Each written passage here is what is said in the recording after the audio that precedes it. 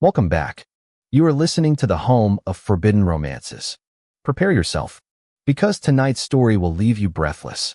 The blade of the executioner's sword didn't shiver, but the reflection of the moon on its steel surface did. Execution is too merciful for a rat who gnaws at the roots of the throne. The deep, resonant voice thundered from the dais, sending a tremor through the marble floor that Julian's knees were currently grinding into. Julian didn't look up. He couldn't. His forehead was pressed against the cold, unforgiving stone of the imperial throne room, his hands bound so tightly behind his back that his fingers had long since gone numb. Beside him, trembling like a leaf in a gale, was his 7-year-old son, Leo. They were supposed to die tonight. That was the script. That was the law for commoners who dared to trespass into the royal gardens. But Julian wasn't shaking. He was calculating. "Look at me," the voice commanded. It wasn't a shout. It was a low vibration that rattled the ribcage. Julian lifted his head. Emperor Cailan Valerius sat upon the obsidian throne like a god of war carved from shadow and ice. He wore midnight blue silk robes embroidered with silver dragons that seemed to writhe in the candlelight. His hair was the color of a raven's wing, falling in sharp strands over eyes that glowed with a terrifying, crimson intelligence. He was the tyrant of the north, a man who had slaughtered his own brothers to secure the crown. And he was looking at Julian not with disgust, but with the predatory focus of a wolf spotting a wounded deer. "My son," Julian said, his voice surprisingly steady, cutting through the silence of the court. "My son did not gnaw at your roots, Your Majesty. He was merely watering a flower your own gardeners neglected." The court gasped. A collective intake of breath from the gallery of nobles who watched the proceedings like vultures waiting for a carcass. No one spoke back to Cailan Valerius. Cailan leaned forward, his crimson eyes narrowing. "You have a sharp tongue for a dead man. Your child was found playing with the crown prince, touching the heir to the empire. That is a crime punishable by the severance of hands." "Then take mine," Julian challenged, his gaze locking with the emperor's. The air in the room grew heavy, charged with a sudden, electric tension. "Take my hands. Take my head. But spare the boy. He only wanted a friend. And frankly, looking at your son," Julian glanced to the side of the throne, where the small, pale figure of Prince Eric stood, clutching a velvet hem. "It looks like he needed one, too." The silence that followed was deafening. Cailan stood up. He descended the steps of the dais, the heavy sound of his boots echoing like war drums. He stopped inches from Julian, towering over him, radiating a heat that smelled of sandalwood and iron. He reached out, a gloved hand gripping Julian's chin, forcing his face upward. "You think you can barter with me?" Cailan whispered, his thumb brushing the soft skin of Julian's jawline. "You think you can play the martyr?" "I am a father," Julian breathed, his heart hammering against his ribs like a trapped bird. "I will play whatever role keeps my son breathing." Cailan stared at him for a long moment. He saw the terror in Julian's honey-brown eyes. Yes, but he also saw a fire that refused to be extinguished. It was a rarity in this sycophantic court. "Daddy!" The cry came from Prince Eric. The small boy rushed forward, defying protocol, and grabbed his father's flowing robe. "Please, Leo. Leo makes me laugh. Please don't hurt them." Cailan looked down at his son, the son he had struggled to connect with since the Empress died in childbirth. Eric had never begged for anything. He had never shown such emotion. The Emperor looked back at Julian. A slow, cruel smile spread across his face. It was the smile of a predator who had found a new game. "Very well," Cailan announced, stepping back and turning to the court. "There will be no execution tonight." Relief washed over Julian so violently, he almost collapsed, but Cailan's next words froze the blood in his veins. "However, a debt is owed. The commoner claims to know what my son needs better than I do. He claims to be a father." Cailan turned back, his cape swirling. "You will not leave the palace. You and your son are now the property of the crown. You will serve as the prince's personal caretaker. And you," Cailan's eyes darkened, dropping to Julian's lips for a fraction of a second, "you will answer to me directly." The first month in the imperial palace was a study in isolation. Julian and Leo were given a suite of rooms in the West Wing, luxurious by any standard but unmistakably a prison. Guards were posted at every exit. The windows overlooked a drop into the churning sea below. Leo, with the resilience of youth, adapted quickly. He and Prince Eric were inseparable. They ran through the halls, their laughter echoing off the vaulted ceilings, a sound so foreign to the somber palace that the servants would stop and stare, bewildered. For Julian, however, life was a minefield. He was a scholar by trade, a man of books and quiet contemplation. Now he was thrust into the viper's nest of imperial politics. The concubines hated him. The ministers distrusted him. But the greatest danger was the emperor himself. Kaelin's direct supervision was suffocating. It started with small things. Kaelin would summon Julian to his study late at night, ostensibly to discuss the prince's schedule. But the questions were never about Eric. "You read philosophy," Kaelin noted one evening, standing by the fireplace, a glass of dark wine in his hand. He gestured to the book Julian had been clutching. "It keeps the mind sharp, Your Majesty," Julian replied, standing stiffly by the door. He felt like a mouse in a cage with a bored tiger.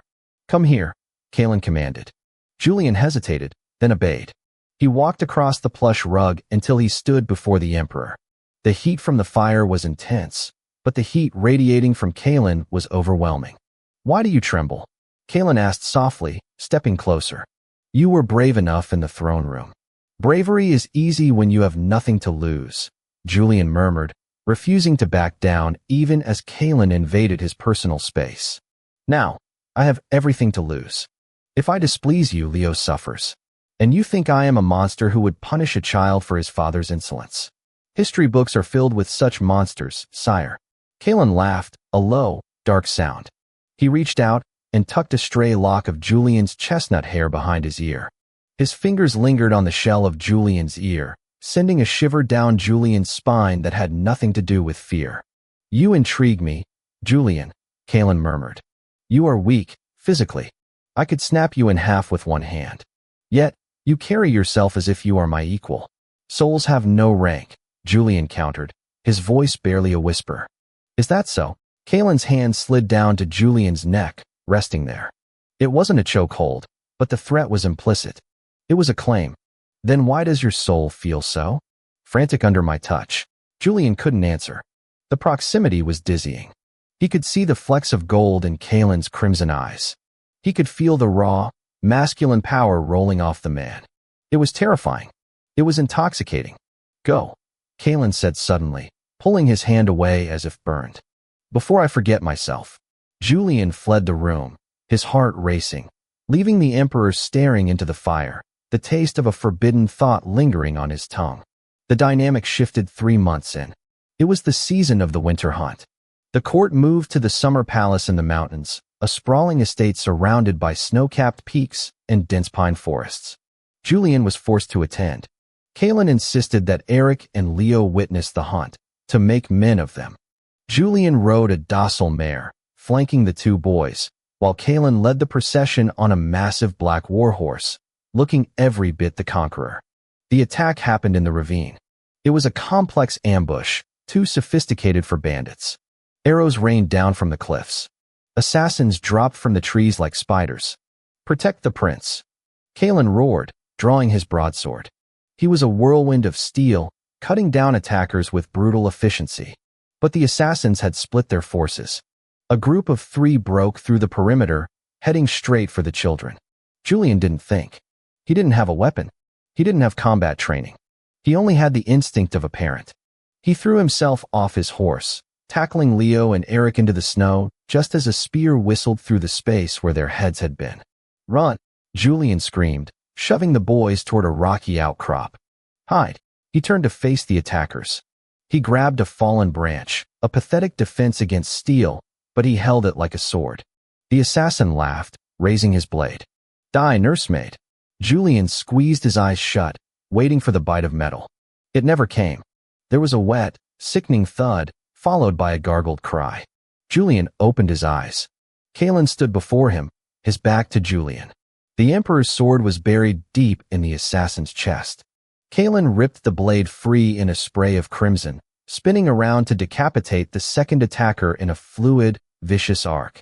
The third assassin hesitated, seeing the demon in human form that was the Emperor. That hesitation cost him his life. Kaelin didn't even use his sword. He grabbed the man by the throat and crushed his windpipe with a sickening crunch, tossing the body aside like a rag doll. Silence fell over the ravine. The snow was stained red. Kalen turned to Julian. The Emperor was breathing hard, blood spattered across his pale cheek. His eyes were wild, feral. "Are you hurt?"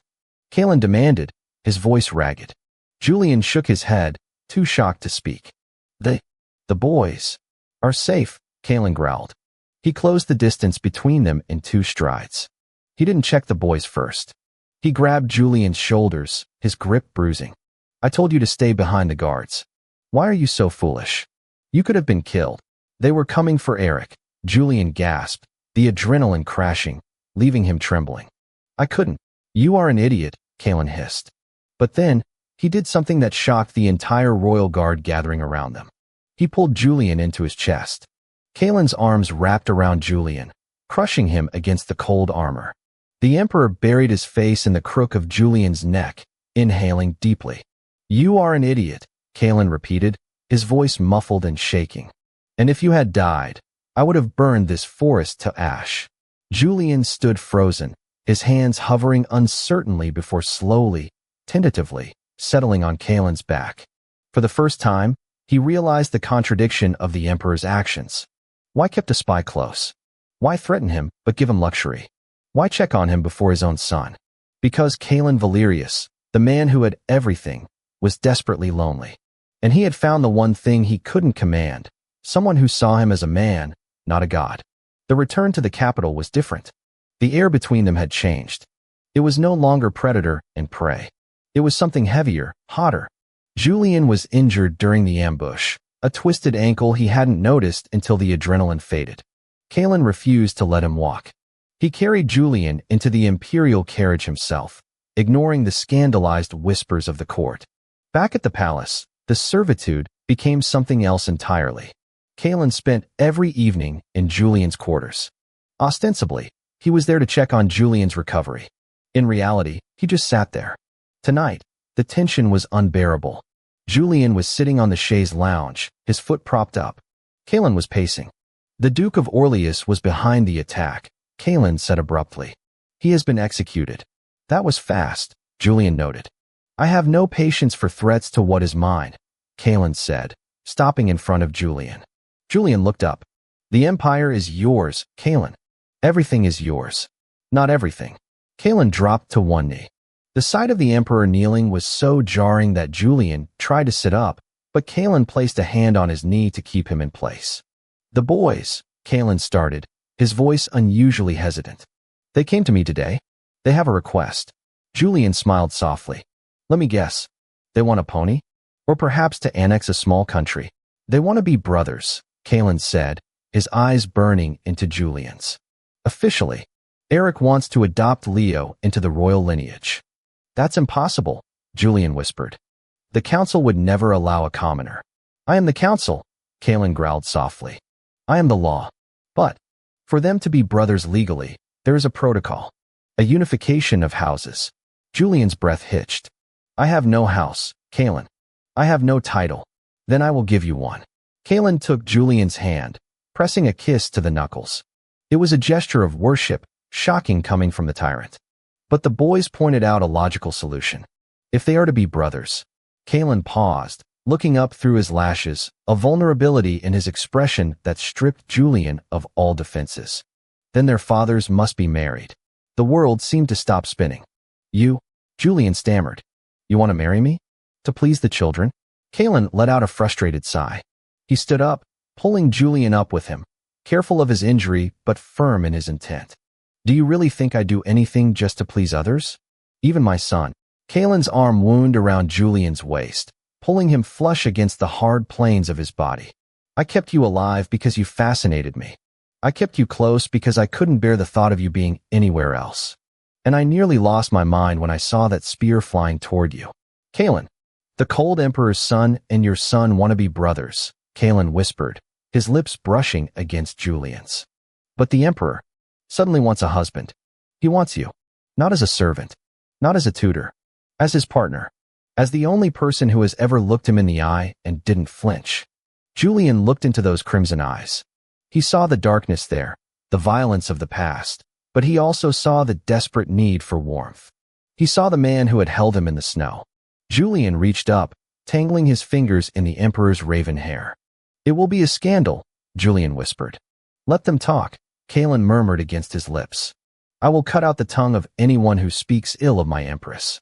"Husband," Julian corrected, smiling. "Consort." "Husband." "Mine." Kalen closed the distance, capturing Julian's lips in a kiss that tasted of wine and obsession. It wasn't gentle. It was a conquest, a claiming, a promise of eternity. Julian melted into it, the last of his resistance crumbling like the walls of a besieged city. The enemies had become wary allies. The allies had become co-conspirators. And now, the viper had tamed the wolf, not with chains, but with a love fierce enough to burn down the world. And that is how the viper tamed the wolf. If you enjoyed seeing the tyrant Emperor Kalen finally kneel for his love, destroy that like button. And tell me in the comments, would you forgive a man who threatened to execute you, even if he gave you the world afterward? I'll be reading your answers. Subscribe for the next chapter. Until then, prompt image. Prompt, masterpiece, best quality, high-res, 1.2. Korean manhwa style, semi-realistic, digital art, 2 men, BL, Yaoi, Man 1.